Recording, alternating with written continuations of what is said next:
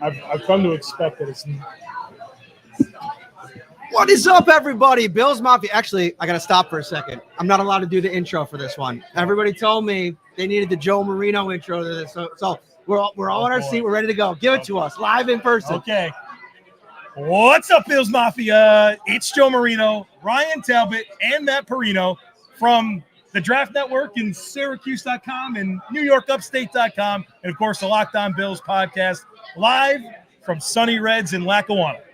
Dude, you brought the heat there. I liked it. I appreciate it. Welcome in. We are at Sunny Reds in Lackawanna. It is the Joint Pod. Shout and Locked On Bills together under one roof. My man's in town from Carolina, getting ready for this Carolina Panthers versus Buffalo Bills game this weekend. And we thought, let's get together in a great place around the holidays to talk some Bills football for all you Bills fans and bring all of our heads together. We even got this guy out from Olean. Look at that sweater. Pretty nice, right? How are you? I'm doing great. Excited to be here. I'm glad this all worked out. I've known Joe for quite some time, so really excited to do this joint pod tonight. I'm pumped up. I know everyone else here is, so let's get into it. You got the family here, right? I did. Brought the family. Shout out to my wife, of course, my mother, my grandpa Don, my grandmother, my Aunt Karen. Came out to support, man. It's means a lot. I think it's we do these podcasts, we do all this content creation, but the family sometimes gets overlooked and how important they are in making that stuff possible. So love and appreciate everyone that came out and everyone at home and people watching my daughter so I can get out here tonight. So, that's a lot of hands involved a lot of times. You get it. You guys have kids. So. Yes. Ours are sitting over there causing a ruckus in the middle of this bar, but it's a good time. Listen, whether you're celebrating at home or away this weekend, I know most people are going to be in parking lots about a 10-minute drive from here. Tops has all your fan favorites ready to enjoy for football, entertaining, or any occasion. Get over to Tops Friendly Markets. They'll hook you up. The official sponsor of Shout a Buffalo Football Podcast. All right, let's get into it, guys. I had a whole outline that I wanted to get into, and I was going to start with some, 30,000-foot topics where we can kind of get into the state of the Bills. But I think with the events of today, we got to start with this game on Sunday because, listen, we got, for Bills fans, some good news. Josh Allen's going to play. But the uncertainty is around Dion Dawkins, who tested positive for COVID-19 again. He went through it back in August, missed 2 weeks. Now he tests positive again, but there's new protocols, Ryan. There is a chance that he could play. How can that happen? Yeah, absolutely. So listen, don't rule him out just yet. He just needs to test negative leading up to this game on Sunday. And that is pretty much all that needs to take place in one of these rapid tests. Is that correct, Matt, based on these new protocols? He's got to be asymptomatic. Asymptomatic. So that's a huge piece of it. Odell Beckham Jr. tweeted that, he had a negative test. If that game was still going on tomorrow or on Sunday, the Rams game has been pushed back. Maybe that could be a possibility. But let's get into, Joe, what this means for Sunday, because we were talking so much all week about will Josh Allen play? Won't he play? I got some things I want to get into later. But without Dion Dawkins there, what did the Bills do? I got some thoughts, but what do you think? Well, there's certainly options, and I guess that's a good thing, but you're not going to have your preferred starting five should Dion Dawkins be unable to go. And the sad part about that is you thought there was a chance that this could be the week Feliciano came back, and they finally did get that preferred five on the field, including Spencer Brown. I think there's got to be a chance that Spencer Brown goes to left tackle, that Darrell Williams goes to right tackle, and then you either put Feliciano or Cody Ford at right guard with Bakker staying at left guard and, of course, Mitch Morse at center. So there are options, and, it's just not ideal because you have guys flipping around. You have the musical chairs.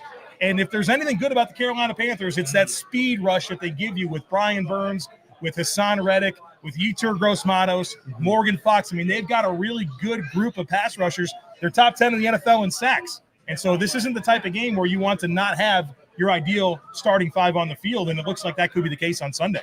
So, I put out my initial impressions of what I thought this thing could look like if Dion Dawkins can't go, and it's kind of evolved over the course of the day. But my first reaction was, and we got Aaron Quinn from Cover One here today. We had a little bit of a back and forth. We'll bring him in a little bit. We'll chat with him.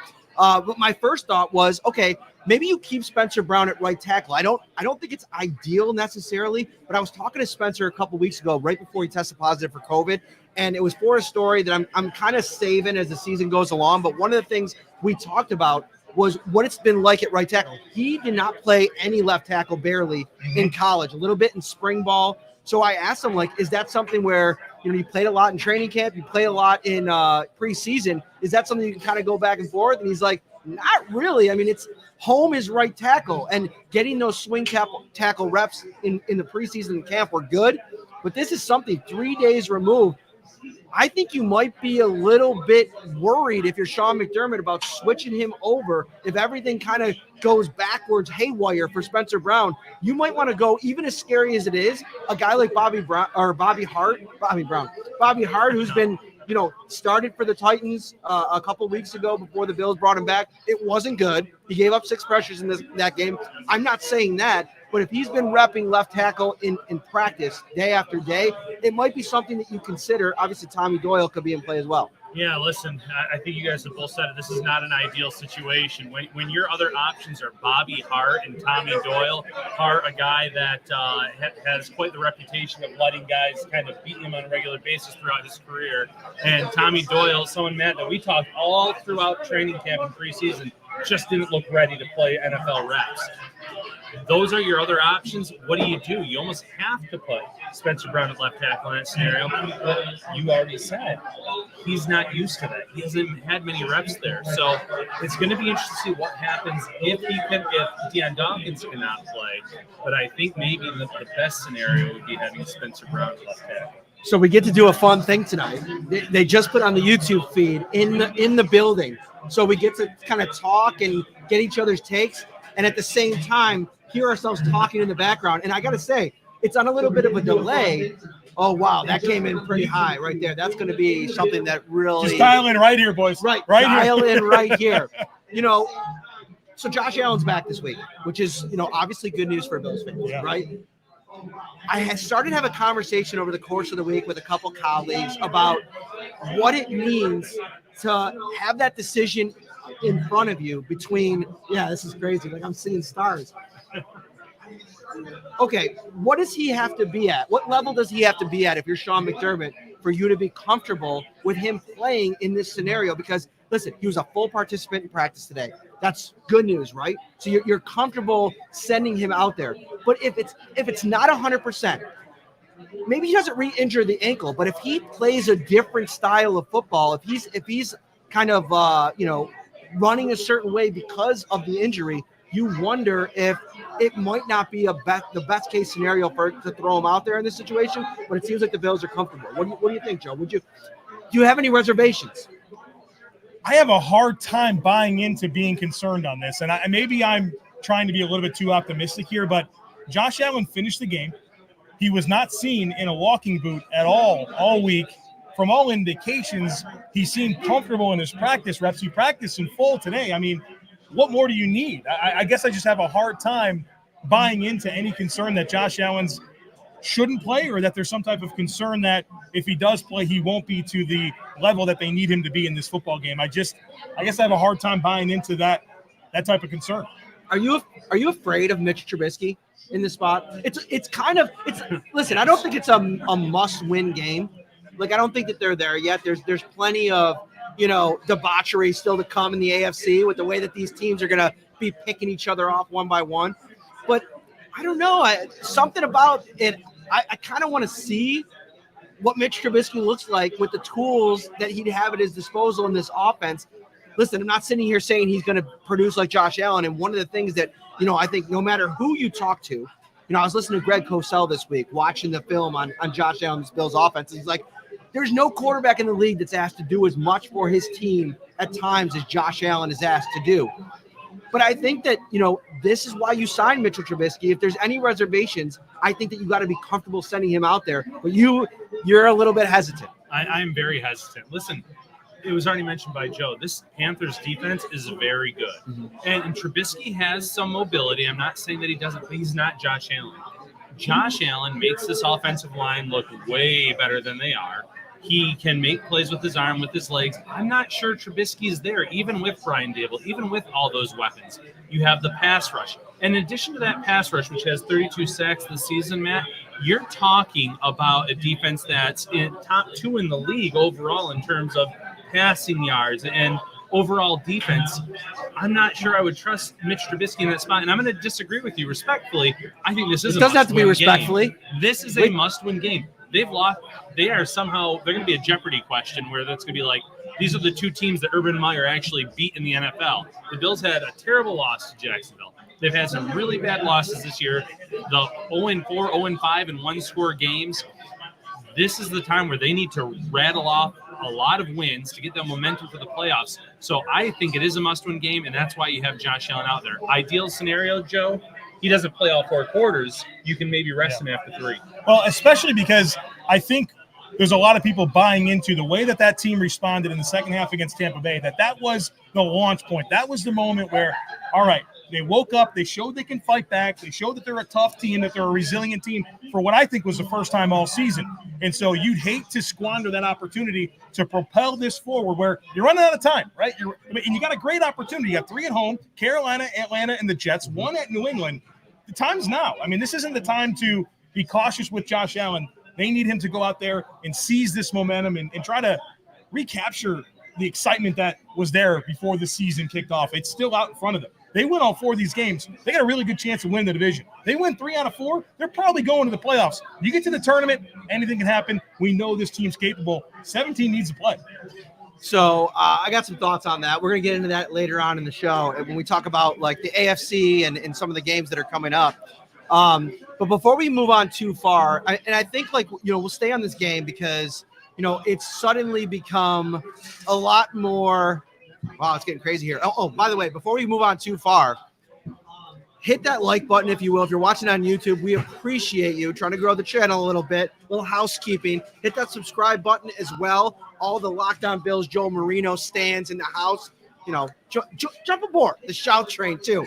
We'd love to have you in here. A lot of questions. If you have a question, you could submit it. Beers are being just thrown at us in abundance. If you have a question, feel free to drop it in the comment section. We will get it to it. My lovely assistant off to the side. Doing a great job. Yeah, my wife's over there. She's doing a great job. The kids are over here. It's kind of crazy. Somebody asked in the comments, what about switching Daryl Williams over to left tackle? Oh, no. Yeah. Can I just jump in right there? Absolutely. I've watched a lot of Daryl Williams, all right? I live in Charlotte, North Carolina. I know all about Daryl Williams, and here's what you need to know. You can't play on the left side. Can't play left tackle. Can't play left guard. Just like you're talking about with Spencer Brown. Right. He's comfortable on the right side. Daryl Williams, comfortable on the right side. Disaster on the left side. You want to start feeling like Bobby Hart's in the lineup? Go ahead and put Daryl Williams over there on the left side, and you'll see a turnstile on the Bills' offensive line. You can't do it. Yeah. You can't play on the left side. And then listen, if you're asking us right now, even though I talked about Spencer Brown and I mentioned conversation with Aaron earlier, I do think that it's going to be Spencer Brown moving back to the left side. I think it's your best case scenario. You put your Spencer Brown, who you have faith in, over to the left side. You move Daryl Williams out. It's not ideal, but allows you to get Feliciano back in the lineup. He can play right guard. I think at times, Feliciano has been their best right guard over the stretch of the last 2 years. I think you make that argument.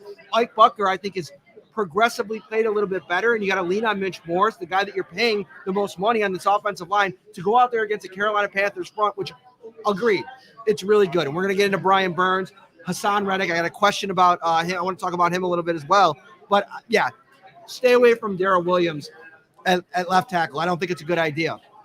All right, let's talk a little bit about Brian Burns and about this Carolina Panthers front, because I think if you want to talk about one area where the Bills could be in a little bit of stress on Sunday, that's one area where over the course of this season, when things have gone bad for this offense, it's been breakdowns up front.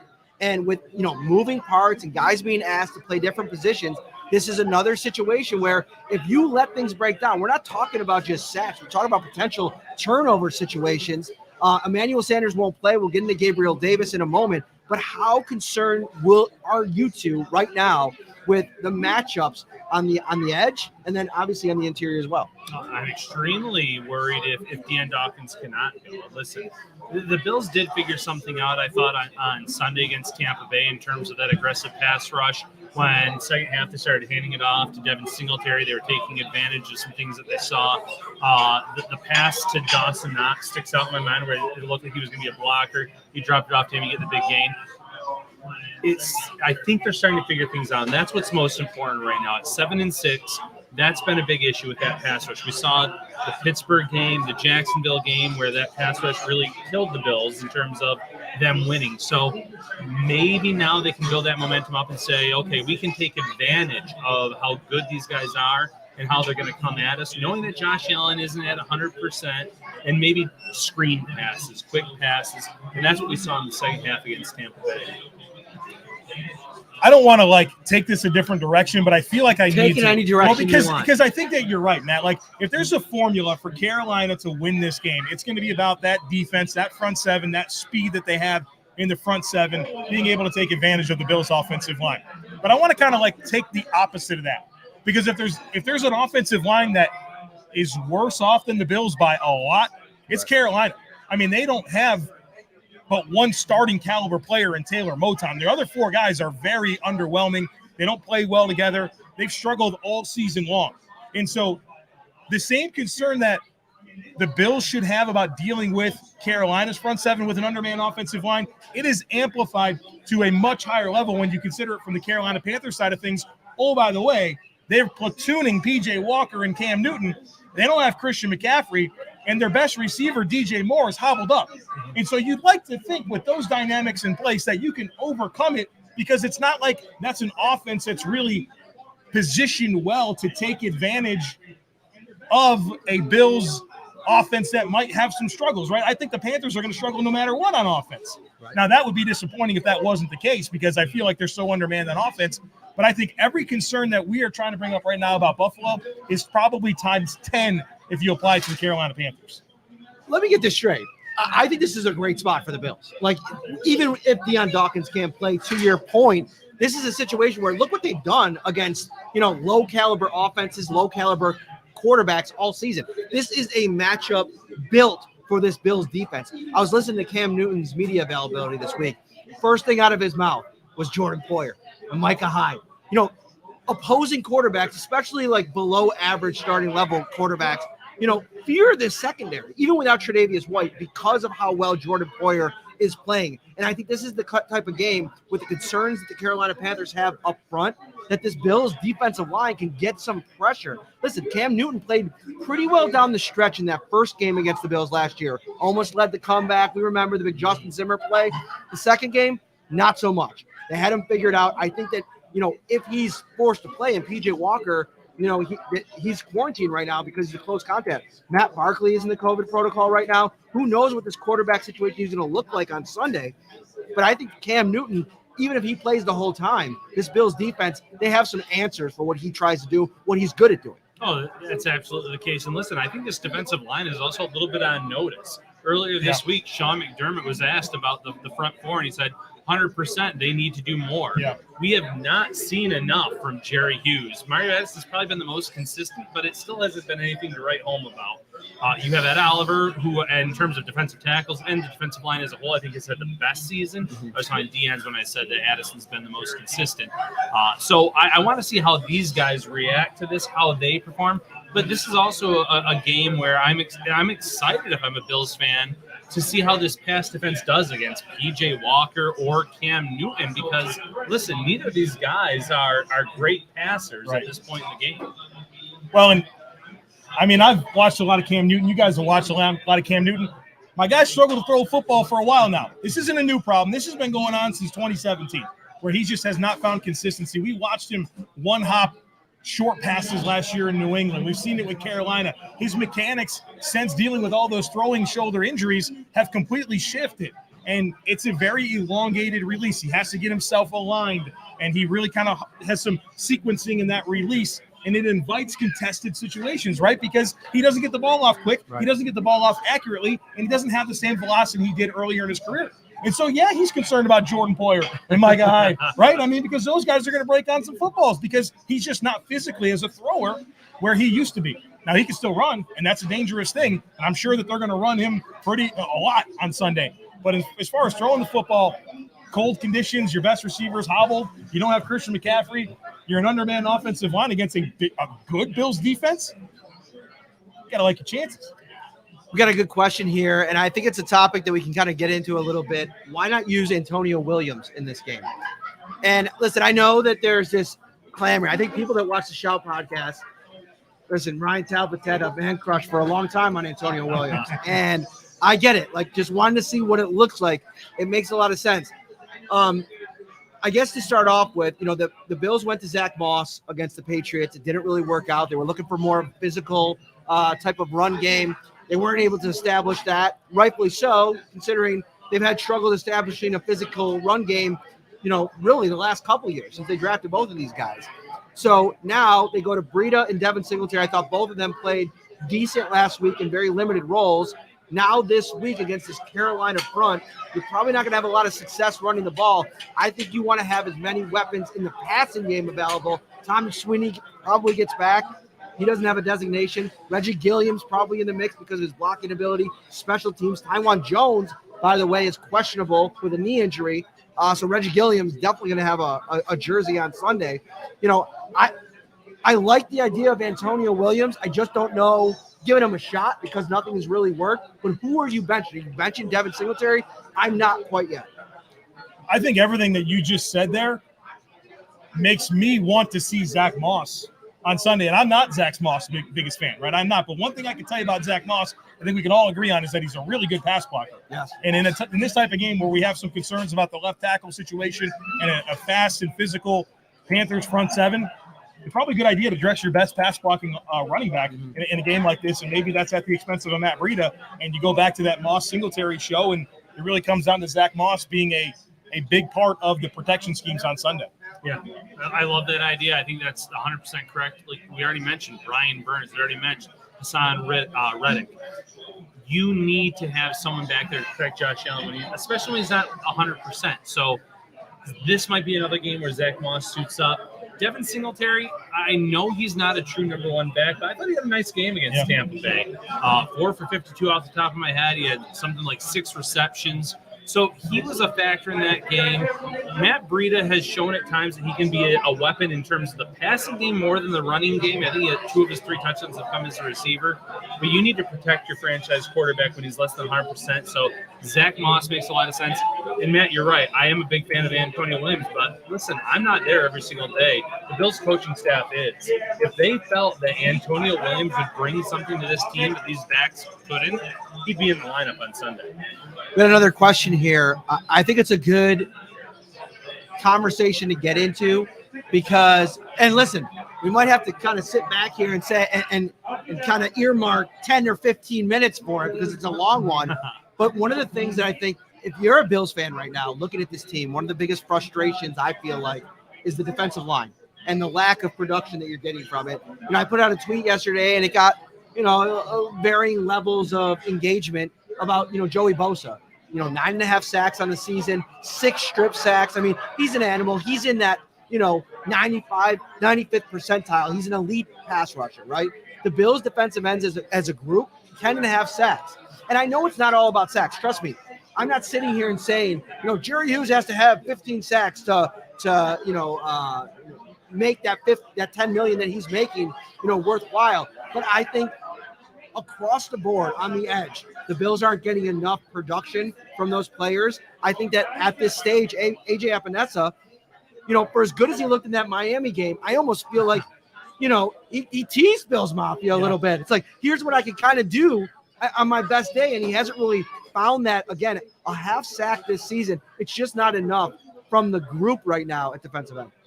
Especially when you consider what's been invested here, free agent dollars for Mario Addison and Jerry Hughes, big-time draft capital, and Boogie Basham, AJ Epinesa, of course, Greg Rousseau. And those are younger players, so you like to give them a little bit of a leash here. But, yeah, I mean, when the Bills paid those players and when they drafted those players high, pressures are nice, but you want to make those big splash plays. You want to finish with sacks. And, I mean, like you said, McDermott came out and said it, I want them to affect the game more. And I mean, McDermott's not that type of coach that really communicates that type of thing, right? He'll kind of give you some buzzy phrases about their young players that are developing, and we like the way that they prepare and their mental makeup and they have good habits. But no, he said we need to make more plays, and no time like the present. I think this is the type of offensive line in Carolina that you can absolutely take advantage of like I said, I think they're undermanned at 4 spots. They have indecisive quarterbacks. I mean, if they're going to show up and build some momentum, this is your launch point. This is when it's going to happen. Next week's going to be tough against New England. Mac Jones get the ball out quick. They got a great offensive line. We need to get some momentum this week. And, I think it's 100% fair to put this defensive line on notice. There's a lot of investment there, and there's not enough big plays. Yeah, and it reminds me of the end of last year where Brandon Beane pretty much said we have to invest in this defensive line. That's why our season ended when it did. We couldn't get after Patrick Mahomes. And they're still not getting after any quarterbacks right now. This could be a matchup. Now, A.J. Epineza is on the list, as you mentioned, injury list, as you mentioned. But this is a bad Panthers offensive line. So this could be a game where he shows up again or Greg Rousseau shows up again. Boogie Bashman's been inactive more than anything else. F.A. Obata has that versatility inside-outside. We're seeing a little bit from him. But this unit's been a disappointment. There's no other way to put it, Matt. There's no other way to put it, Joe. And they need to show up in a big way, especially if you're getting called out by Coach McDermott. All right, so get out of here for a second, Scott. I want to give a little background on – right here. Yeah, right perfect. Yeah. Right in there. So you got to get on this – right on this mic here. So – how this podcast came together, I feel like it's pretty important to give the listeners a little background. So Scott Moranto, big fan of the Shout Pod and obviously Locked On Bills.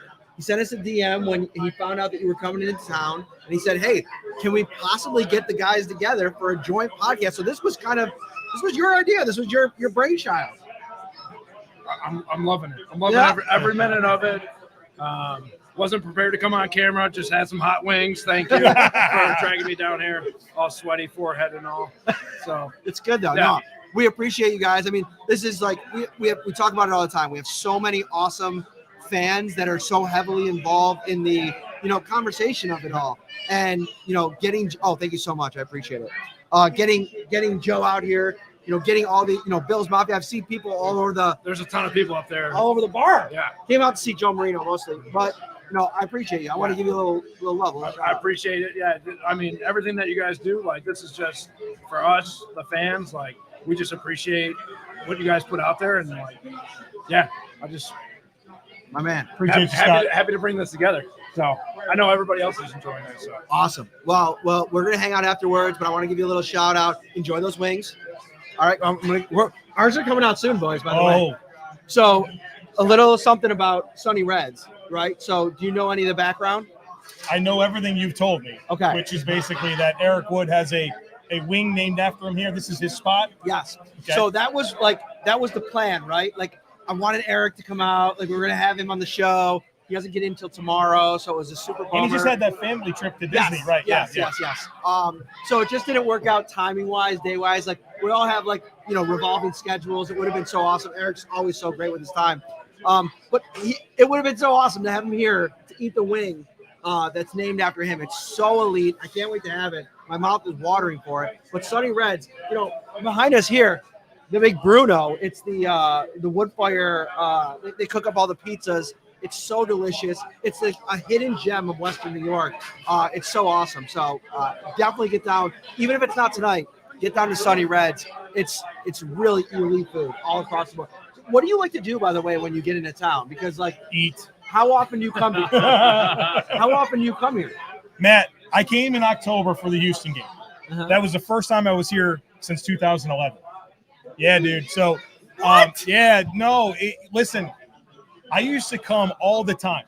My mom lived up here, and I was younger. Me and my brother would come up for games all the time. And then my mom moved back. My grandparents started visiting me all the time. I never really had much reason to come. And then starting to do this podcast and seeing how awesome everybody is. I mean, you guys feel that, right? Like just how supportive Bills Mafia is. And like, you just want to spend time with them. You know what I mean? That's what it's about. For me, I want to spend time with the people that I talk to. But when I talk to them, I'm looking at a wall. I'm looking at a computer screen. I want to see these people. I want to thank them for listening and making it possible for me to get to do this work. And so I do have family in the area. And so it's been awesome. To get off the plane today and see the people that I saw in October and be like, man, I know that I wasn't here for 10 years, but I've been here twice in the last 3 months, and it's not going to take much to get me back up here. I'll be honest with you. I love being up here, and my wife loves being up here. It's just a different community. Football matters, I don't live in a great football town, and that's a little bit of a shot. No, it's not a shot. The Carolina Panthers are here, right? Like, that's the town that I live in. It's a city of transplants. Nobody loves football there, right? It's a wine and cheese crowd. They show up. It's about business appointments, taking clients. It's not passionate football fans. I come here and I get that. You go into the neighborhood grocery stores. You walk down the streets. Everybody's talking about the Bills. The city is on fire about it. You go outside in Carolina. I go to the grocery store in Charlotte. Giants fans, Packers fans, Steelers fans. I'll go Bills, right? You're going to get a Bills fan there. Dolphins fans, a few Panthers fans. This is a town that loves their football team. And I just want to be in here. I want to be in this atmosphere as much as I can. Joe, I don't want to interrupt you real quick, but a few years ago, the Bills had those joint practices with Carolina. Yeah.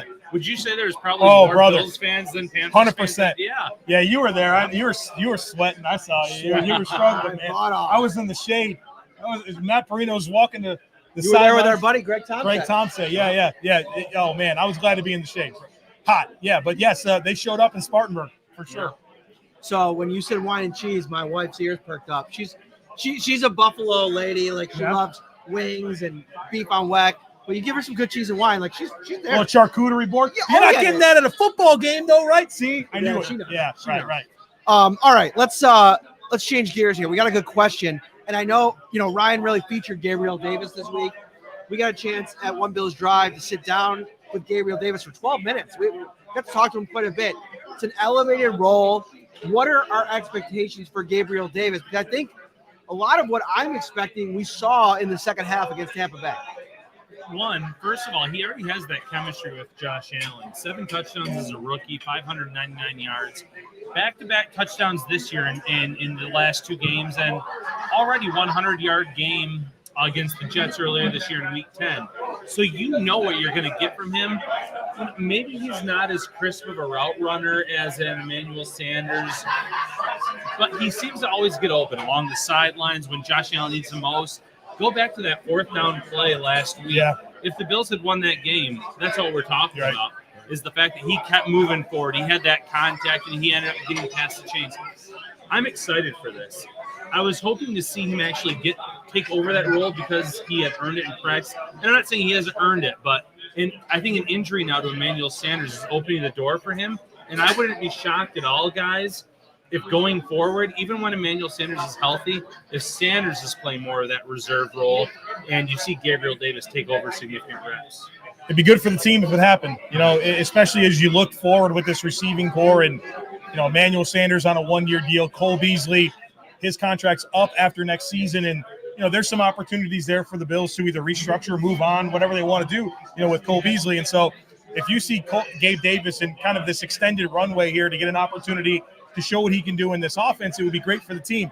Now, the draft guy in me, I like skill sets. I talk about what people are capable of on the field. And I think I've been a little bit skewed on Gabriel Davis because he's not a do-everything receiver, right? Like, he's a guy that I think has been a beneficiary of his role, right? Like, the fact that he's the 5th option in the passing game allowed him some favorable looks.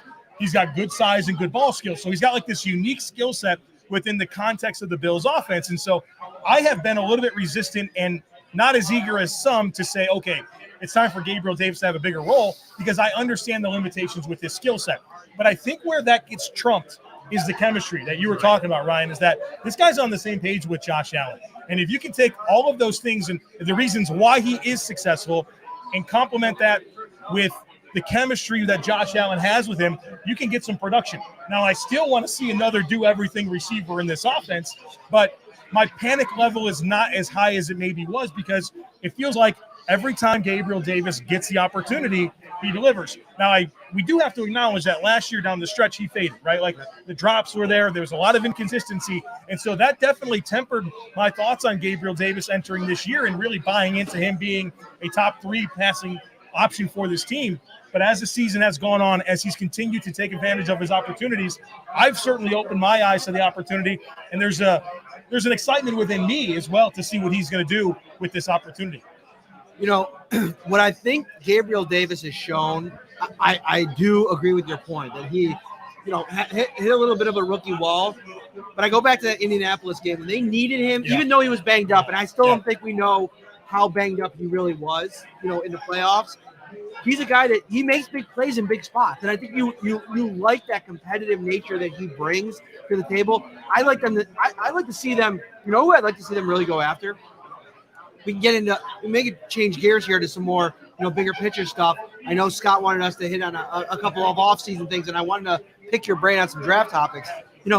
I really like the idea of like a do everything type of player, like a Cordarrelle Patterson, who's going to be a free agent next year. You mean a do everything type? Yeah, right, like in everything and everything. Yeah. All right, everything. I hear you. Listen, like I get it. There's other wide receivers that you can probably go after. I think that there's some, obviously we could probably go into some draft prospects that probably fit what you're talking about. But I think a guy like Cordarrelle Patterson, who kind of affects the game. Emmanuel Sanders is likely not going to be back next year. Like whenever you hear a guy start talking about retirement, it's usually, the end in a lot of ways. There's a couple of free agents that I'm interested to get into. But in terms of Gabriel Davis, I think at the very least, even if Emmanuel Sanders isn't right for the rest of the year, I think you have faith in Davis, knowing that he can make big plays in big spots. And oh, by the way, we talk so much about this, Ryan, like in the offseason about Dawson Knox and like the lack of a tight end and how much of a role was there in this offense for a tight end? Well, I think that the way that Dawson Knox has sprung into action this year, it's almost limited the opportunities for that third wide receiver. No, I agree completely with that. Listen, there were two players we said going into the season needed to show up in a big way, and it was Dawson Knox and Ed Oliver. Both have responded. Dawson Knox, though, 8 touchdowns, setting franchise records for this team in a single season. He's lived up to the hype, and you're right. It's taken away from that role. It's taken away from Nicole Beasley, who last year was an All-Pro. It's taken away from the Emmanuel Sanders, and that's okay because you have a dynamic, young, athletic tight end that can do a little bit of everything. So I don't think that's a bad thing, but I am really interested to see what Gabriel Davis looks like now in year 2.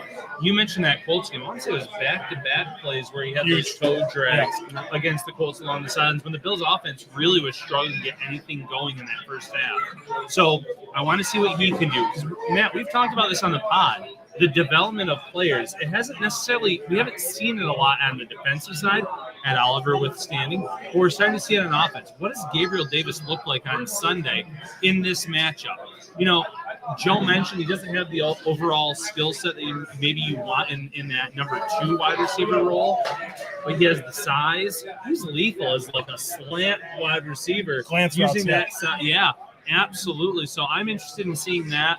I want to see these young guys continue to step up for Buffalo. I would have liked you to shave before you came today. I know. I feel like you really let us down. I thought you were going to come with a really fresh goatee. It looks like, what has it been, 3 days, 4 days? It's been quite a few days. Listen, I'm teaching. I still have 4 more days next week. Oh. I am just survival mode. Yeah, I feel like I'm on Survivor where I'm not shaving at all. I'm starting the fire with the sticks. That's where I'm at right now. Every time he comes to town, he's usually got a fresh shave on the top. Cut, really nicely cut beard. You're looking pretty good. You're looking pretty fresh. I did that. Edge up. Yeah, I did that, right? I came to town and I did what you thought Ryan would do. And I got to be honest, wasn't expecting you to go that angle there. I was listening. I'm sitting here in the middle, wondering where you were going with that. But he's calling you out, my guy. He goes after me for my Apple takes. He goes after me all the time. Oh, your Apple takes. Wait, I listened to this. No, I listened to this. Honey, it's you. You're the one that doesn't appreciate a number 1 ranked apple in a Honey Crisp. So I can't pay $5 an apple. I'm not at that point in my life but I tell you, they're the best apple. Honey Crisp is a $5 an apple. And in Charlotte, North Carolina, you go with the Harris Teeter. You get the big ones. They're $5 a piece, man. So little interesting tidbit here. So I got a couple of pink ladies in my fridge at home. You're not a fan. They're supposed to be similar. No, they don't live up. They don't live up. Okay. I got to tell you, I hate to admit this. I've been low-key buying Honey Crisps. Because they're the best apple. I'm disappointed in myself for waffling. Hey, Q, what's your apple? What's the number 1 apple? See, that's another one that people have been telling me about, Snapdragon. All right, let's get Quinn in here for a minute. Let's get Quinn. Can we move the camera back a little bit so you can get in here? I'll get right in here. All right, cover 1. He's well represented. Aaron Quinn, everybody's favorite troll. Maybe not favorite, but not favorite, I'm but troll. Did he call you a troll? I call him a troll. Sometimes he trolls. I troll some people. Oh, been known to. Mostly Greg.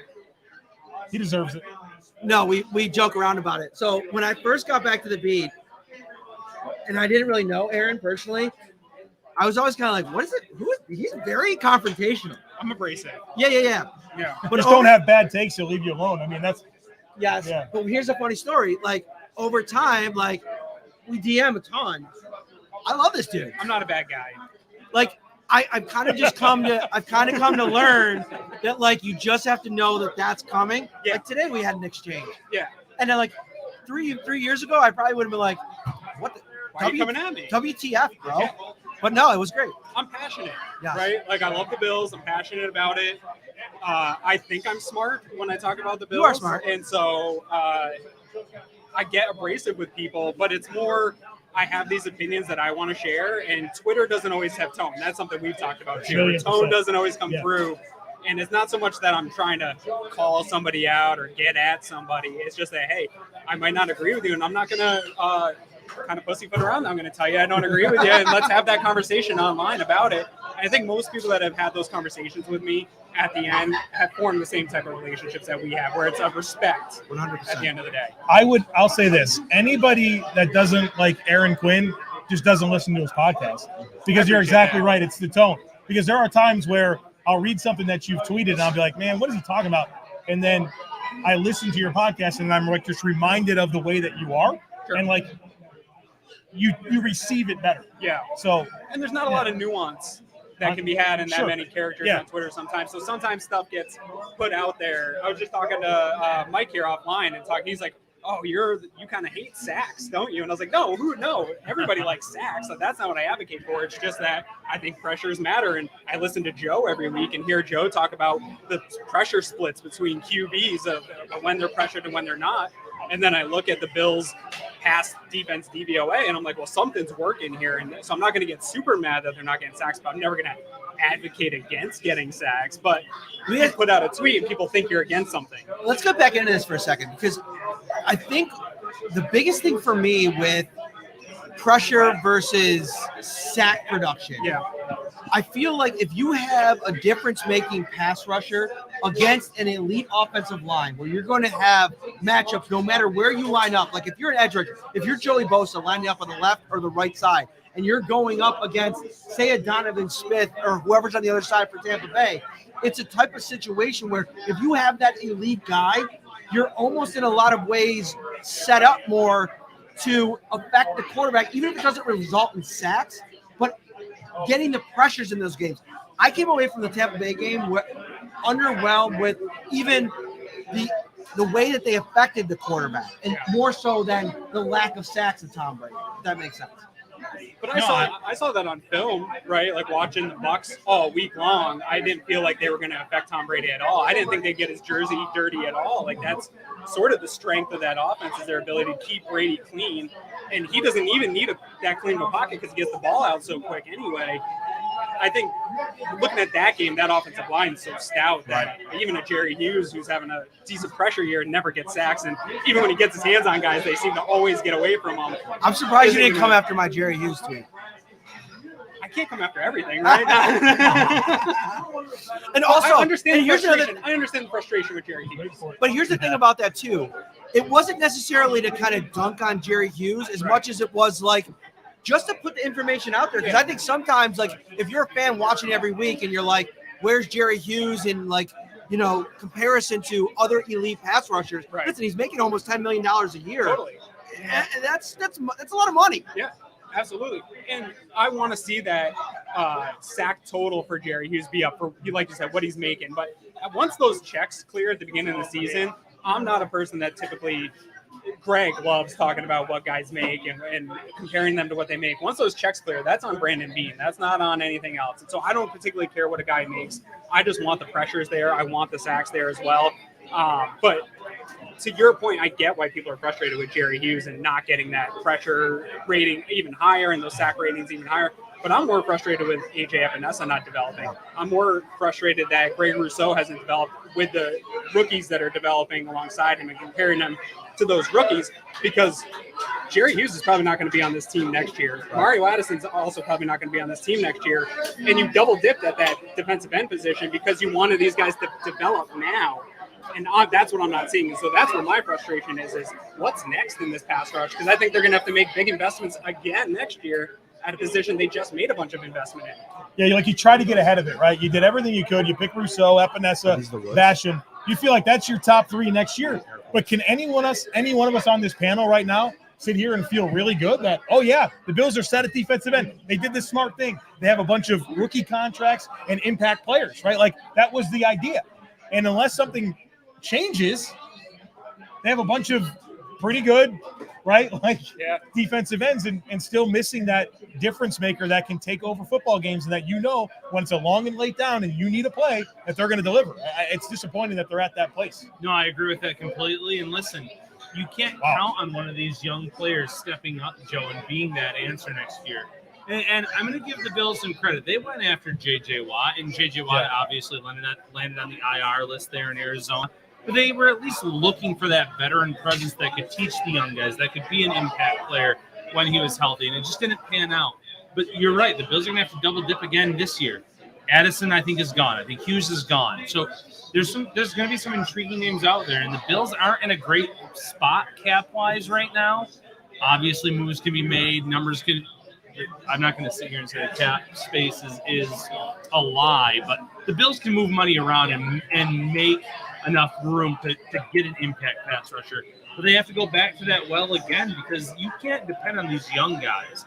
Greg Rousseau's been pretty solid against the run, but you didn't draft him to be solid against the run. You wanted him to be able to get after that quarterback, use that size, use that raw ability that he has. Maybe he'll develop. You can't count on that next year. Well, and you go back to the Kansas City game, right? He got 3 sacks, he had the interception. You're like, oh boy, all right, they got one here in Greg Rousseau. And yeah, he's played the run well. And that's not what I wanted to be saying about him. What is this, week 14, 15, right? Yeah. I mean, so let's not act like he's a disappointment. I think he's exceeded my expectations, right? So simultaneously, while there's a level of disappointment, he's exceeded what I thought he would be in year one. But that first 4 games of the season tease was exactly that, a tease. Speaking of exceeding expectations, these wings, quick, I had some off camera. They don't have these in Charlotte, man, I'll tell you. Dude, I'll tell you, I didn't realize these wings are real. They're legit. These are the Eric Woods, right? I just got them. Justin, these are the Eric Woods, right? Okay. So get your face in here real quick. Wow. Get your face in here, brother. I didn't expect to be on. My man Justin, the owner of Sunny Reds, right? Correct. All right. These are the Eric Woods, which, by the way, that was my hope for the guest tonight, Eric Wood. He's not going to get in town until tomorrow, so that's kind of a bummer. Still love you, Eric. But we're getting you. Thank you so much for letting us come out here tonight. I appreciate you guys coming in. Really That's good. awesome. Yeah, definitely. We're to crush these. Yep. Absolutely Enjoy crush the them. Thank Thanks, you. man. All right, so let's all grab a wing. Oh boy. Let's all grab a winging. I think it's right. that time of the show. Don't you tell me twice. We got I just plenty. ate an entire I'm gonna order. roll up All right, you can watch us and kind of rate out I'm gonna watch you. what we're on camera right now. Gotta get a little blue cheese. Yeah, get a little blue cheese. It's good for you. I like blue cheese. Don't let anybody I'm a tell little you. disappointed nobody grabbed a flag. Come on. I just grabbed the We're first in wing a available. situation right now where flat is really complicated. It's tough. It's Yes. tough. All right, you ready? Yeah. Let's crush this wing. Cheers. Pat Moran is somewhere very jealous of you Oh my guys God. crushing some wings. He's drinking in Florida right now. Wow. not able he's to having get a good- pizza or wings. He would. Here's He the would. thing. Here's the thing with this wing. I get it, Eric. I It get hits it. you with a little spike. Oh my God. Joe, you see how we take care of you? Come to Buffalo, we take care of you. What are you man. guys doing in 2 weeks? Wow! Look at this. Unreal. Wow. We got the straight barbecue now. Wow. You guys are in trouble tonight. What is Whoa, it? The general. General I Tso's. love General Tso's. Oh, Unreal. I'm Unreal. excited. All right, so here's something that we got to get into. Position needs. Yeah. I think that's a topic even at this stage of the season. Listen, there's a lot of football left to play, and this is still, in my opinion, a Bills football team that is in the mix for anything they want to be in the mix for. Right. Like I know a lot of people nationally are kind of taking their foot off the gas in terms of the Super Bowl hype, and I get it. But you look around the AFC, I don't think there's a team that they can't beat on any given day. So with that in mind, let's look at some of the position needs for this team. Listen, I know that there's issues on this offensive line, but for me, I think defensive line, particularly defensive end, I know you spent a lot of draft capital on defensive end. I mean, Boogie Basham, AJ Epinesa, Greg Rousseau. I don't think you're going to dip your toes back in the water in the draft, but I think it might be time to spend some money, however you have to do it, to bring in some type of high-profile pass rusher this offseason. I think kind of tying into what you're saying there is I think one of the mistakes that Brandon Beane has made is at times I think he's been a little dishonest about what he has in some players, looking at players like Cody Ford and John Feliciano, and really just kind of relying on them saying, all right, those are our guys, those are our guards, but they've done nothing but put on tape that they're inconsistent players that have their share of moments, right, but their share of inconsistency. And so, Matt, while you bring up a good point here that you feel like this defensive end situation's a need, but simultaneously they've made those investments, it's going to be kind of another opportunity for Brandon Beane to either do something or, again, say, I trust what I have. And if he does, you better be right. Because we can't find ourselves in another situation where we're talking about this again next year where it's like, wow, they made more investments on the defensive line, and it's still not among the better units in the NFL. No, I agree completely with that. And listen, I think one of the biggest problems with GMs is they almost trust their draft classes too much, or their undrafted free agents and the development process. Ike Butker's been better since he's been out there this year, but he is not necessarily someone you want out there starting 16, 17 games per season.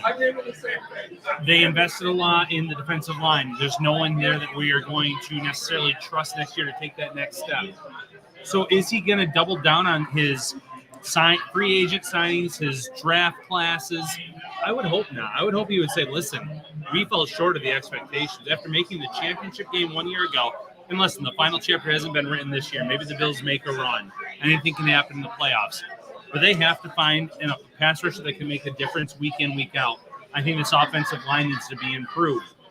Not a knock on Feliciano, not a knock on Darrell Williams. Both were paid in free agency. Neither guy is a difference maker, in my opinion. So maybe you go first round in the draft and go after that offensive lineman in free agency. You go and get that elite pass rusher. There's certain areas where you can wait out the development process. Defensive end's not one of them when you have a championship window right now, and that's where the Bills are at. One thing I want to piggyback off of what you said about how Beane trusts in some of the players, I think where it's paid off is cornerback, right? Like Levi Wallace, a lot of people didn't have trust in him going into the season, put together a really nice year. Dame Jackson had a pretty nice game this past week. I'd like to see him, if he puts together a nice month of football here without Tre'Davious White, that sort of takes that position off the board for me going into next year. And so that would be something, people have wanted that cornerback position drafted consistently for the last 3 years. They haven't really addressed it. So that would be one that takes it off the board. Another success story, tight end, right? Yeah, right. I mean, that's all we talked about this offseason was tight ends. 88s look pretty good to me. Looking good to me. Were you team drafted cornerback? No, so I think I'm always okay with drafting cornerbacks. At least one, right? Yeah, you just kind of do it, and they did. But, man, things got so crazy with the Levi Wallace slander that I did like a 35-minute just elevator pitch on Levi Wallace is not the worst football player you've ever seen. And for what they ask him to do, he delivers. And I think that because of – I don't know, maybe I'm a little responsible for this. Where, like, you're just aware of the limitations that Levi Wallace has, and that anytime that he gives up a play, it's like magnified, right? Because, he's just not big and fast enough, and so he's getting exposed. Like, no, he's getting exposed at the same level as everyone else. You just care more about it because you're aware of what his shortcomings are. And so I think you say it really well all the time on your podcast, though. Like, we as fans need to watch the Bills and the other teams in this league the same way we watch the Bills. And if you watch other cornerback twos, receptions happen. Like, it's a passing league, it's an offensive friendly league. Like, this happens to other guys every single weekend. And so we were just watching guys like Levi give up those receptions and not saying, well, that's normal cornerback to play. Yeah. Well, when you have an elite cornerback opposite, when Trey White's healthy, of course you're going to go after the other guy. And Levi is more than satisfactory. And going back to the question about like the draft, I'm always okay with the cornerback as well. But I'm going to admit something right now. I read Todd McShay's first mock draft, And I literally screamed when I read it because he had the Bills taking a cornerback, a very good one out of Auburn. But then the Roger next McCreary, 29-inch arms, won't be a Bills candidate. But the next pick after was Jordan Davis out of Georgia. Oh. And I said, oh, would I love a Jordan Davis on that defensive line. A guy on the inside that could really be a space eater, really be a guy that could affect the game. So you don't necessarily have to go after cornerback. I'm a big fan of best player available, but I'm also a fan of best player available if you're going to be able to use them right away the right way. So I feel like the Bills have been going after, in some cases, best player available, in others, players that we feel almost too confident that we can develop without that track record of success. John Butler, the defensive backs coach, is the only guy that I can sit here right now and sit here and say, listen, he has a track record. Levi Wallace, he helped Trey White become an all-pro. Cam Lewis, when he's been out there in his career, has looked fine. Dane Jackson has looked good when he's been out there. I can't say that about Eric Washington. Are we concerned about Eric Washington with that? Like, without the lack of development that we've seen from these young guys, is that a concern for us? 100%, and I think it goes back to Carolina, where a lot of those players got stale as well. I mean, when he took over as defensive coordinator, that unit didn't lose that much for them to have the regression that they did. So I know he's a McDermott guy, but the results aren't there. Yeah, you got to develop. Yeah. You know, one of the things, too, that I think is a problem, even more so than the development for me, is the unfounded belief in some of these guys. Like Vernon Butler is an indictment on Eric Washington in a lot of ways, because every time I ask Leslie Frazier about Vernon Butler, he tells me, or, you know, the media corps as a whole, about what Eric Washington believes is, you know, this player is capable of. There's games, Joe, and, you know, Ryan, and, you know, Ryan's eating a wing, and get it down, dude. It's delicious. Good for him. Vernon Butler, like, I think we asked him before he got benched, we asked Sean McDermott about him, and, you know, they're not going to throw their guys under the bus. I respect that. But Vernon Butler didn't even look like he was trying out there at times. Oh, that Colts game. Matt, they threw him over under the bus with their actions by inactivating him and elevating practice squad defensive tackles to play over him. I mean, that took a while to get there. Right, but I know that they're not going to say it, but actions tell you everything, right? I mean, Eli Anquo and Brandon Bryant are playing in games over Vernon Butler, who's, I think he's got one of the top 12 highest salary cap hits this year. He doesn't play over practice squad players. Right. Yeah, and listen, that even goes back to last week, the defensive line talk that we had earlier. Eli Anku is the only defensive lineman that had a sack. Eli Anku. Okay. Eli. I was corrected by Sean McDermott on that, so I'll never get it it wrong again. I'll never get it wrong again. Because I said Eli, and you see, he's got it out for you today. Yeah. So only D lineman that had a sack in that game against Tampa Bay. You know, that's telling. It goes back to what we said. This unit does not have that difference maker necessarily. So let me get this in here. We're having a good time here. I mean, who knows when we're going to stop? I don't know. You know, if you're here, hit that like button, hit that subscribe button. Scott's in the background. He's like, keep going. More takes. From hot to go pizza, appetizers, signature fried chicken, baby back ribs and subs, to delicious salads, brownie trays. Tops has everything you need to feed the hungriest fan. We are absolutely stuffing our face. We haven't even gotten to the pizza yet. Let's get to, so, all right, do we have we landed on a spot, the top offseason name?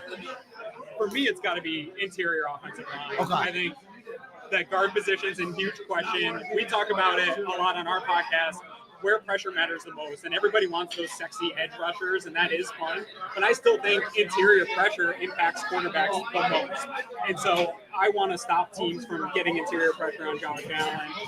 I don't think we have a guy on the roster right now that does that. I think Mitch Morse is fine, but even we need to start thinking about the future beyond Mitch Morse here, because he's a one bad hit away from not being the center of this team too. Was Boogie Basham over Creed Humphrey? Yes. Was that like, are we talking about something that's going to be damaging for years to come potentially? Yes. Yeah. And I mean, to me, I don't like hindsight analysis, but in the moment, I thought it was pretty obvious where you double dip that defensive end, and Creed Humphrey, I mean, just screamed Buffalo Bill, the wrestling background, just a tough physical dude, great size. Yeah, all the stuff, everything you think they love, he's right there to pick. You have needs on the interior. But I think it also tells you the miscalculation, A, of what they thought they had in their offensive line, but B, how important they thought it was to take shots at defensive linemen. And I can respect that to a degree, but Now you're left like Boogie and Rousseau better be the guys that you thought they were going to be. No, I agree. And listen, you want to know what term I'm getting very sick of? Most pro ready. After that Bills draft class, I heard Boogie Basham was more pro ready than Greg Rousseau, and it's been Boogie Basham that's been inactive week in, week out. We heard back in the 2018 draft, Josh Rosen, most pro ready quarterback of that draft class. I feel seen. It wasn't just you. I promise. But I'm sick of that because that's not the be all end all. Sometimes that means you've already reached your ceiling as a player. And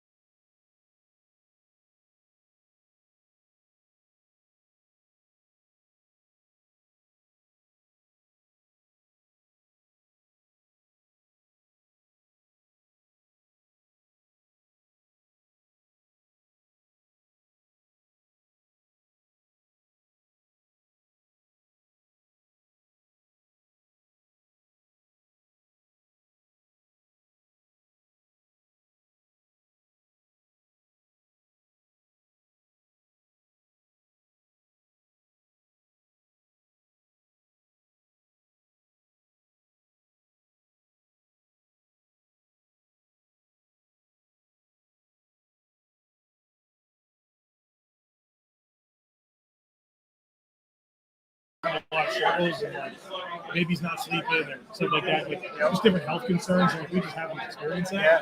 And so you feel like you're just rolling the dice. We're hot mics. Appropriate, Hot yeah. mics. We're just talking about babies. Yeah.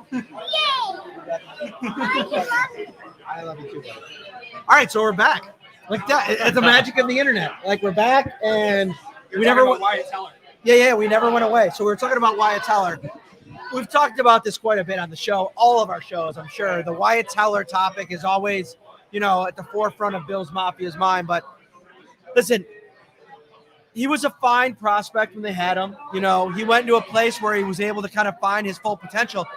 The Bills have to get to a spot now where they land on a couple of prospects and then develop them. Like on the offensive line right now, Ike Bucker is a nice player, right? Undrafted guy that has started a ton of games for you. And, but other than Dion Dawkins, there hasn't been a guy in this offensive line that they've developed. Hopefully that's Spencer Brown, Yep. right? I mean, that's your opportunity to switch that.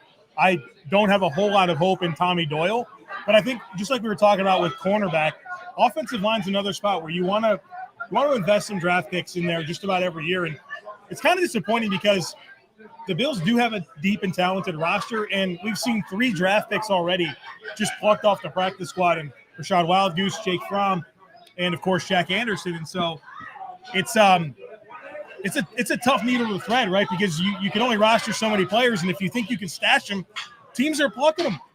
And so it's you're kind of a victim of your own roster depth at times because of the needs that exist throughout the league. I don't blame those teams. Like if you're the Jets, why wouldn't you get Rashad Wildgoose, athletic corner that didn't have a ton of tape at Wisconsin, but like flashed? Why wouldn't you want that if you're the Jets? If you're the Eagles and you have the injuries that they've had in the offensive line, why wouldn't you want to try out a Jack Anderson and see what you can get out of him? And so that's going to be an interesting thing to talk about because like Brandon Beane, he decided to trade back, right, to get some extra draft capital late because he said, we're not going to be able to get UDFAs because they don't want to sign here. Well, now you got this other problem. So maybe you see Brandon Beane say, okay, well, if you're just going to sign my players, I'm trading up. And we know Brandon Beane likes to trade up. So I wonder if there's a shift in philosophy, which kind of flies in the face of the reason we're having this conversation right now, in that he needed to kind of take some lottery tickets at positions. But if you don't get a chance to scratch the lottery ticket, it might not matter. No, I agree with that completely. And again, I've already mentioned this on Wyatt Teller specifically. He has one of, if not the best O-line coach in the league in Cleveland developing him.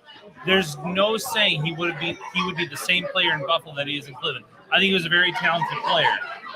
But the Bills went with the veterans. They went with the guys that they had. There was not room for them. So I agree with the shift in philosophy. I think the Bills need to be aggressive. If there is a guy, whether it's an offensive lineman that they feel can be a difference maker on the interior, or more importantly, a pass rusher or a true number 2 wide receiver in this draft class, and they're sitting there, move up, get that guy, because you're going to get more out of that play than you are waiting and sitting around in your hands. If it costs you a day 3 pick, a guy that might not even make your final roster, go and do it. You are in that Super Bowl window now. I think, too, a problem that I have with the entire strategy over the last couple of years is there's been too many picks that I get the sense there wasn't a concrete enough plan for what they were going to do with those players. I feel like Zach Moss we like Zach Moss. I felt like the pick was kind of like, we don't know what we have necessarily in Devin Singletary, so we're going to throw another dart at the wall and say, now we have 2 similar type of backs, and we'll see what kind of transpires. AJ Epinesa was a guy that fell in the second round. They felt like he was too good to pass up on, but maybe didn't necessarily have a plan for how he fit. Maybe they did. Jake Fromm, same type of thing. And I think when you do that, was like all surprised he was on the board. Didn't do it. He even said didn't do a lot of work. We were just surprised he was there. We picked him. Like what? Right. Yeah, no, it's tough because right now with the Bills, like you said, you have this issue where teams are plucking off the back end of your roster. You are struggling to get those undrafted free agents, which has worked out pretty well for the Bills, and Levi Wallace, and like you said, Ike Baca, like guys contributing to this team. But now you're going to start to hit that wall where you're not going to be able to get in on those anymore. But then you're also seeing that really important positions. We haven't seen a lot of development along the offensive line. We haven't seen a lot of development along the defensive line. And those are, in my opinion, the top whatever two Kyle positions has, I want. that win Hamburg football games, something. right? You win in the trenches. So they're either going to have to take shots earlier on at these positions or count on these coaches to develop some of these guys later in the draft. Scott, what was your question that you wanted us to get into? The one player that you think the Bills need to have on this roster, that we think they need to have on this roster. Perfect. That's my hot take. Okay. It's not crazy land. It's not crazy land. The one player that has to be on this team next year, and it's perfect. I got to lay the scenario out. His value will never be lower. It's Bills Carolina week. The answer to this question is Christian McCaffrey. Oh, no. He's so unreliable, and he's so expensive. Scott, go back and sit down. I'm a finance guy. I'm just kidding. I'm a finance guy. It's a statistical anomaly that this guy, he's played 10 games in 2 seasons. It's a statistical anomaly in the NFL that he's not playing 16 games next season. His value will never be lower. How our NFL defense is playing Josh Allen this year, 2 high safeties. Okay, one-on-one matchup. You're going to put your linebacker, you're going to play a cover 2 high versus Josh. I'm going to have a mismatch with Christian McCaffrey, the best running back out of the backfield of all time. He's a mismatch nightmare. Dude, he came over here and he is I just put Marshall Marshall. Falk on blast. I put him on notice. Christian McCaffrey is a mismatch nightmare. Like, that's the one guy. His value will never be lower. You'll get him for cheap. Please. Like, you don't make the Boogie Basham pick because you're building for the future. We are in the Super Bowl window. The Christian McCaffrey move is what you do when you're in this window. I think the idea of Christian McCaffrey is very good and what he brings to the table. Can you promise me he's healthy for the next 3 seasons? Statistical anomaly that he doesn't play 16 games next season. Think of Matt Stafford. Think of Eric Wood. We've got the Eric Wood wings here. Guys that get labeled as injury prone. Okay, it's a 2-year thing. They're not really injury prone. How old is he? Doesn't matter. He says coming into his prime. All right. He fits Bill's Mafia, charitable dude, like gonna fit into that culture just fine. Convince me otherwise. He's expensive and hurt. I'm going to go a much cheaper option. I'm going to go with Patterson, who we already talked about out of Atlanta. He takes away your need for Isaiah McKenzie, who if I'm Isaiah McKenzie, I'm not coming back after the benching. I'm not thinking about coming back. What about for Candy? No Skittles. No amount of Skittles would bring me back if I was Isaiah McKenzie. Patterson can handle kick returns and punt returns. He eliminates the need there. He can play running back. He's dynamic in that role. Atlanta, for as much of a mess as that team is, they finally unlocked how to kind of use Patterson as a player. He can play wide receiver. I think he would thrive in Brian Dable's offense. And listen, I don't think it's a hot take to say that I think Brian Dable's going to be back next year.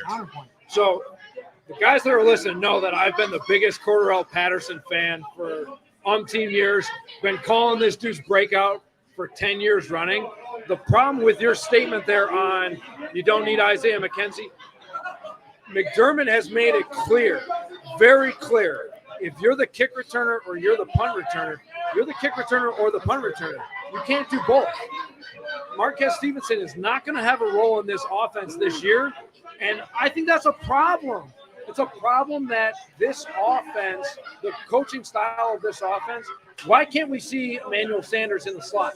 Why can't we see Greg Rousseau reduce down and play inside? These guys, they basically box them in and say, no, you're our kick returner. Did Isaiah McKenzie have a role in the offense? How many touchdowns did McKenzie have last year, though? On the end arounds, the jet sweeps as a receiver against Miami late. I think he didn't have a role on offense because you had Cole Beasley, because you had guys already in those starting roles. If you can get a guy like Patterson, he can play on offense and on special teams. That's just my perspective. I'll give Aaron a shout out if you follow the Cover One guys.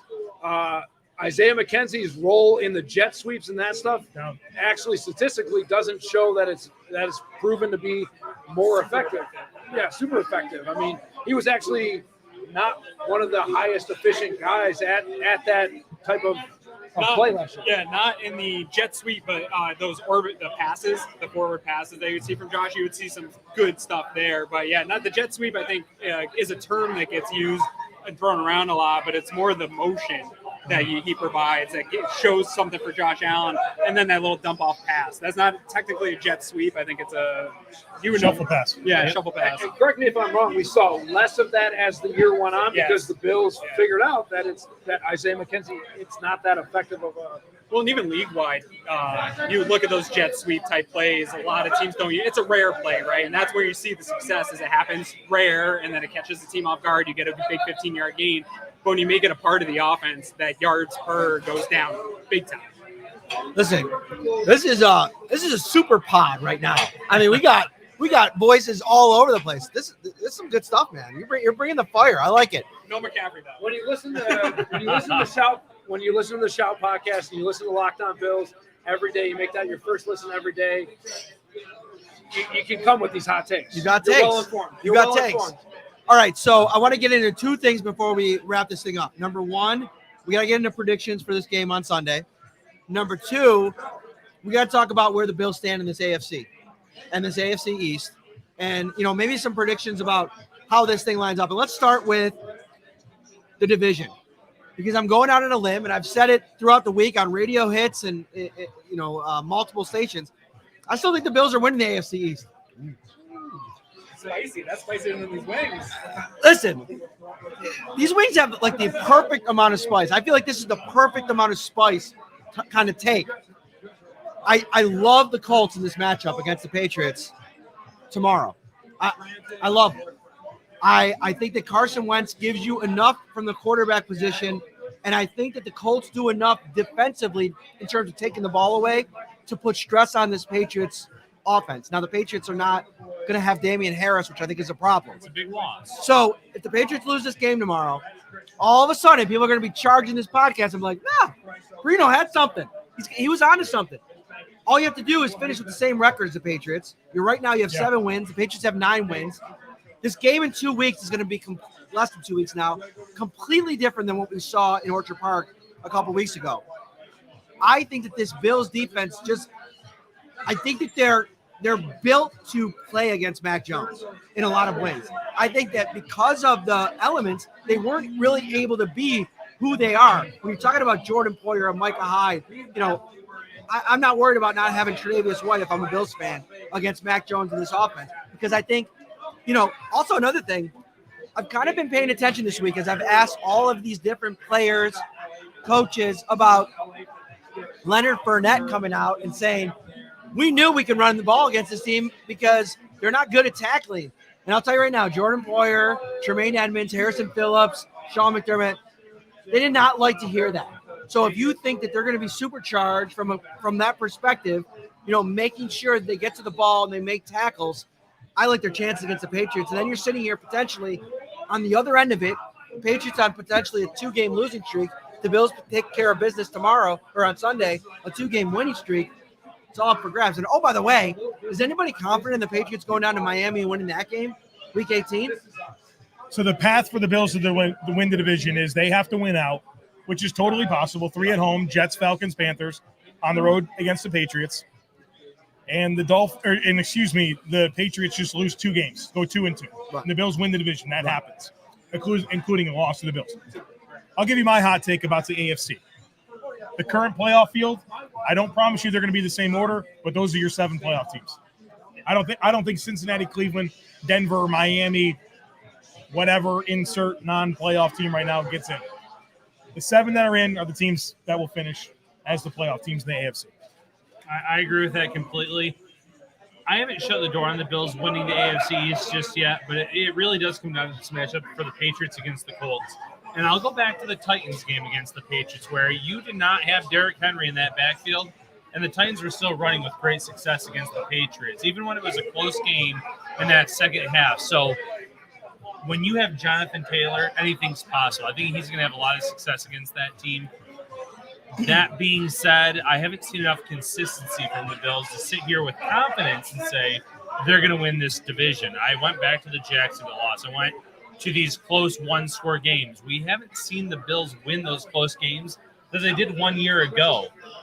I think that the schedule is very favorable. I think they're going to make the playoffs, but I can't just sit here. I love the hot take, though, Matt, but I'm not as confident they can win the East.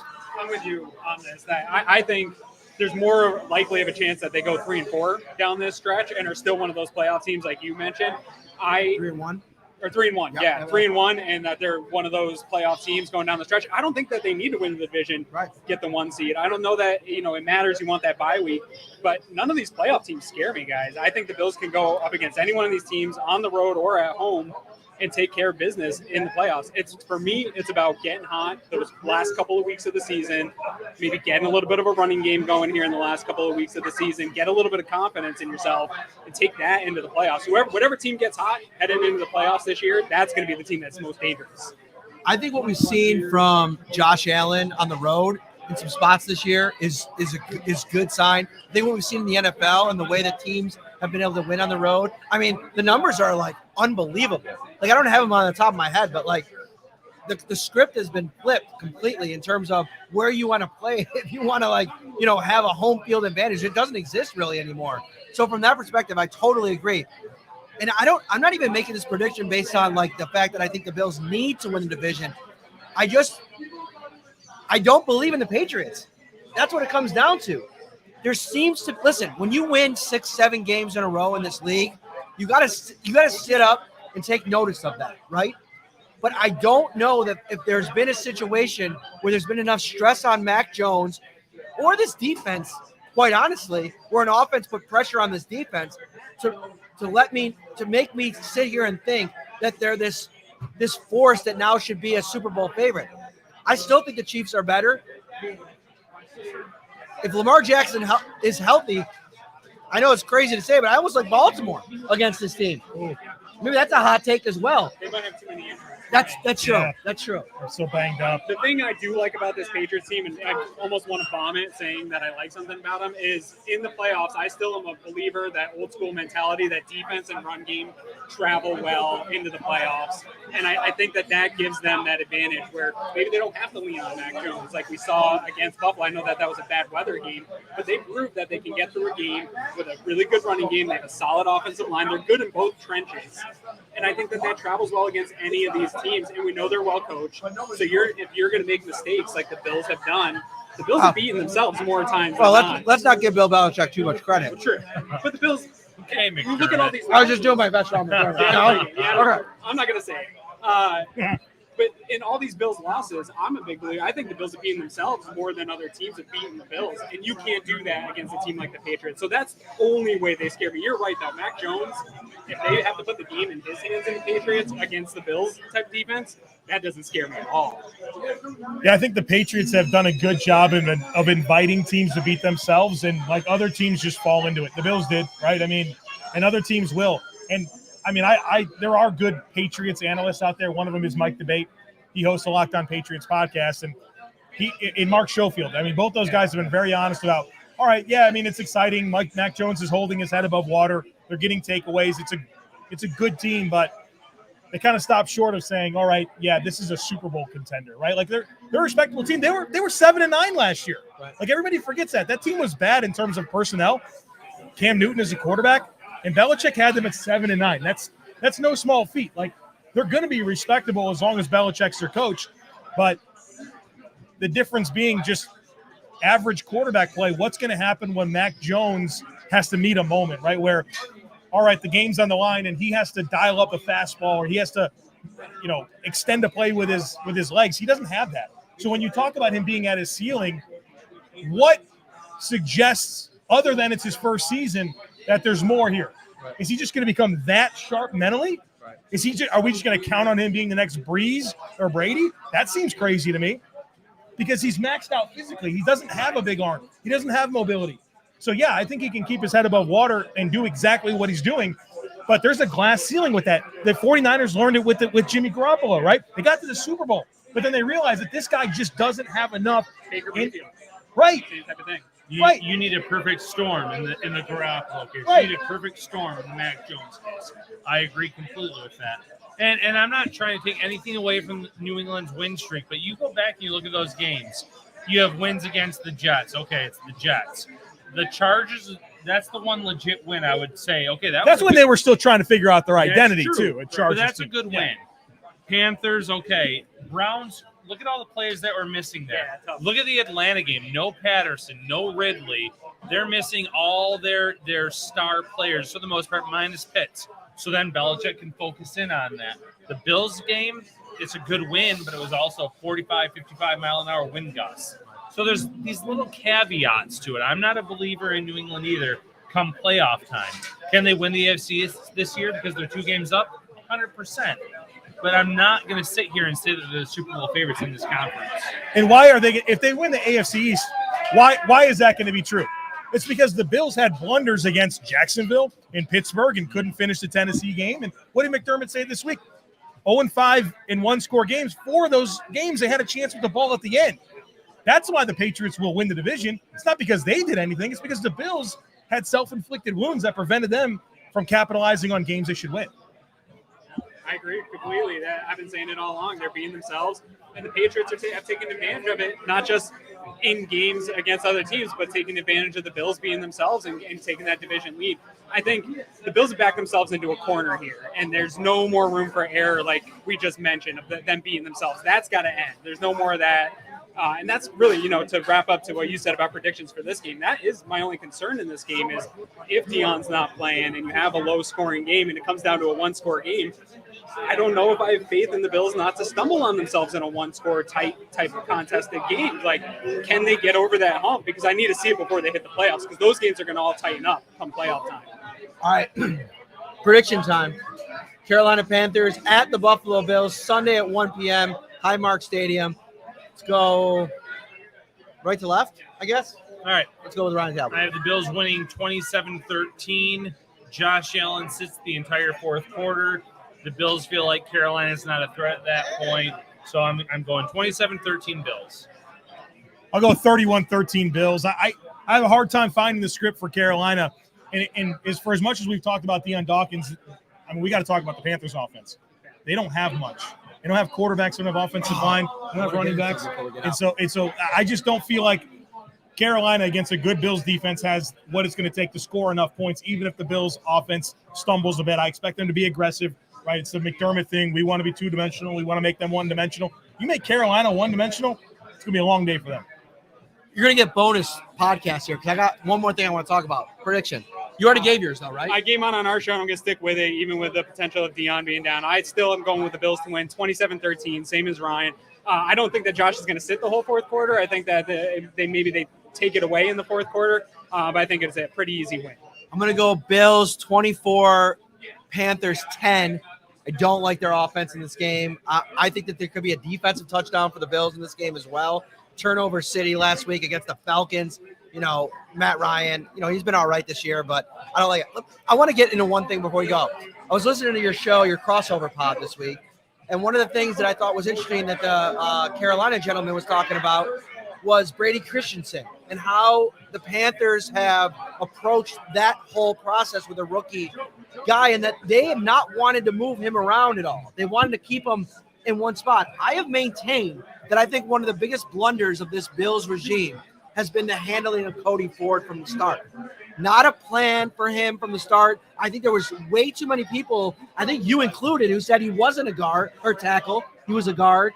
And they're kind of middling on that front.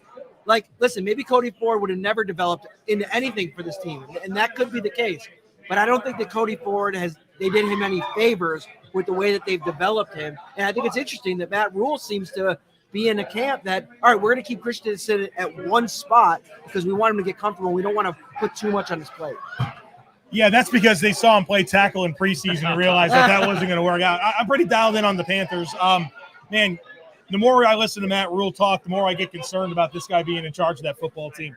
And he said some goofy stuff about that quarterback position and just a lot. I mean, we could spend some time on this, but I think that's just an example of them not being comfortable with his length. I mean, Christensen's an older prospect coming out of BYU. He played left tackle there, and he has the athleticism to play tackle, but at the end of the day, he just doesn't have the length to play outside. It was kind of what I said about Ryan Bates when the Bills got him. It's just like, this isn't a long-armed, wide guy to really just make a living playing tackle in the NFL. And so I think they learned a lot about Brady Christensen after they got him, and they had to pivot on that original idea. The Panthers need a left tackle. The Panthers have had a different primary starting left tackle every single season since 2013 when Jordan Gross retired. They have not drafted an offensive lineman in the first round since 2008 when they picked Jeffrey Ota out of Pitt. All right, so the Panthers have definitely had their share of miscalculations on the offensive line as well. I got a question for you about Rule. I asked this to our guest this week. So we know a lot about going through coaches here in Buffalo, right, throughout the drought, and everybody after that second year started to get on the hot seat. Is Matt Rule on the hot seat? Yeah, or for the sure. Injuries kind of giving him No, an excuse? yeah. So he's not getting that leash, right? At least in terms of the court of public opinion in Charlotte. Right, that's what I mean. Yeah, so billed as this program builder, right? Turned around Temple, turned around Baylor. And then the fact that there's been so many miscalculations, right? Important ones. Quarterback, right? Like Teddy Bridgewater, Sam Darnold picking up the option, bringing in Cam Newton, not participating in either of the last two quarterback classes, not trading back, like not doing anything to help yourself there. The way that they've tried to piece together the offensive line with an offensive coordinator in Joe Brady that runs 5- and 6-man protections where you have to get quality blocking up front. Like the way that he's managed things to this point and the things that he said are very much putting doubt in the minds of Carolina Panthers fans as it relates to Matt Rule. There's not a lot of belief. Yeah, he's got 5 years. And here's another thing that people in Buffalo may not know about Carolina and Dave Tepper. Dave Tepper is like a Jerry Jones type figure. Like, and he's also got his fingerprints on everything. And so as Tepper gets deeper into his run in Carolina, I think everyone's going to realize that this is Jerry Jones 2.0. It's a messy situation. Yeah, and listen, going back to the original question about Cody Ford, I don't think we'll ever know what he would have become if he would have stayed at one spot.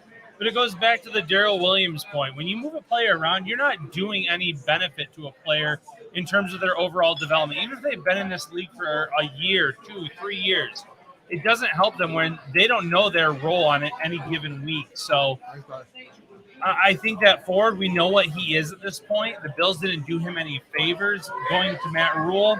I think he's on the hot seat. I absolutely agree with that. I think you look around this league, there's a lot of coaches where they're going to have a short leash now because you want to win now in this NFL. And he was the hot name at the time. Yeah. You haven't seen the results. They gave Matt Rule 7 years, $60 million, made him a top 5 highest paid coach in the league just so that he wouldn't get on the plane and take the interview with the Giants. Yeah. I mean, what were you that concerned about missing out on? What were you that concerned about missing out on? A guy that has 1 year of experience in the NFL, 2012, as an offensive line assistant or something like that for the Giants? I don't know. Tepper's nuts, guys. He's nuts. And here's the thing. Maybe he's got 5 years, $50 million left on that deal. Tepper don't care. No, when you're a billionaire, that's he nothing. can find that in the cushions of his couch. You know what I mean? Like, I need one of those couches. Before we get out of here, one more prediction. Leslie Frazier or Brian Dable? Who's a head coach next year? Who's back? Are they both gone? Where do we all fall on it? I'll go first. I think Leslie Frazier is more likely to be gone than Brian Dable. And here's why. I think Leslie Frazier, one, can bring some defensive coaches with him. And I think there's a lot of stability there in terms of what they can bring. But two, there seems to be this unknown factor around Ken Dorsey. And I think he could bring Ken Dorsey to be the offensive coordinator. And that might be enough to convince a team where you have a young quarterback, a Jacksonville, where you have a Trevor Lawrence. Hey, look, listen, Ken Dorsey's played a role in the development of Josh Allen. I think Brian Dable deserves a lot of praise for what he's done. We've also looked at the Bills shoot themselves in the foot so many times this season. I don't think that this offense has necessarily done enough for him to be a hot commodity 2 years in a row. Here's the thing on Brian Dable. I feel like if he was going to become an NFL head coach, it was going to happen last year. 7 vacancies. This guy took Josh Allen from a guy that people laughed about, right, as being a franchise quarterback, and number 2 in the NFL MVP voting. If Aaron Rodgers didn't throw a touchdown pass on 10% of his passes, Josh Allen's the MVP of the NFL right now. And the Bills scored 501 points. Like, that was the chance. And 7 teams passed him up. Even his high school guy, right, Tom Telesco in LA said, "Yeah, we'll go with this guy Brandon Staley." So I have some concerns about Brian Dable and how the NFL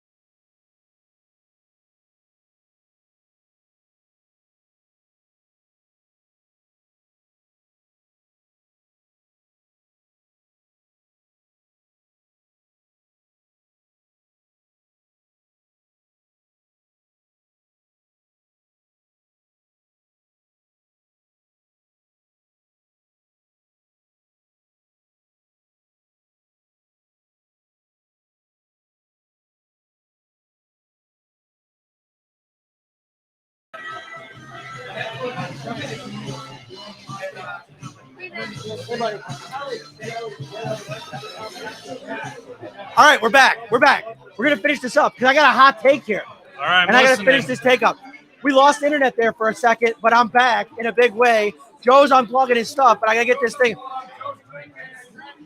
So I think that Brian Dable is more likely to be a head coach than Leslie Frazier. Okay. And I hate saying that because I've been the biggest advocate for Leslie Frazier to be a head coach. Ellie, come in here, babe.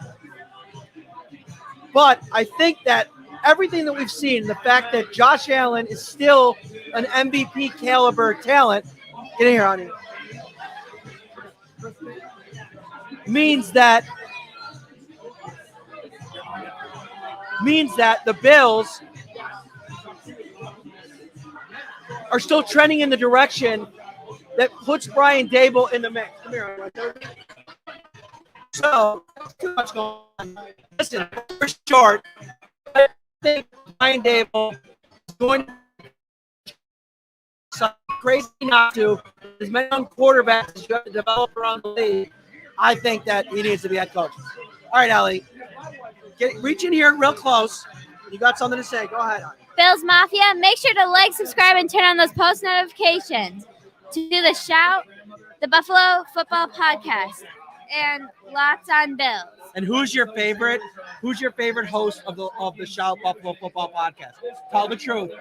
My dad. Oh, Allie, you're breaking my heart. Where's Owen?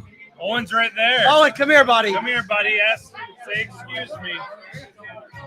Come here, Owen. Owen, come here. Come here, right here. Who's your favorite host of the Shout Buffalo Football Podcast? Matt. Matt, my man. I knew it. Look at that face. Look at that face. Listen. Always go with your heart. I love it. Give me a high five, my man. All right, for Ryan Talbot, Joe Marino, Locked On Bills. I am Matt Marino. Aaron Quinn, go follow him on Twitter. Well, at least listen to his podcast. But yeah, go follow him on Twitter too. I'm Matt Perino. Thank you so much for watching. We'll see you next time. Have a great night. Sunny Reds, get down here. Get some wings. Get some pizza. Bye.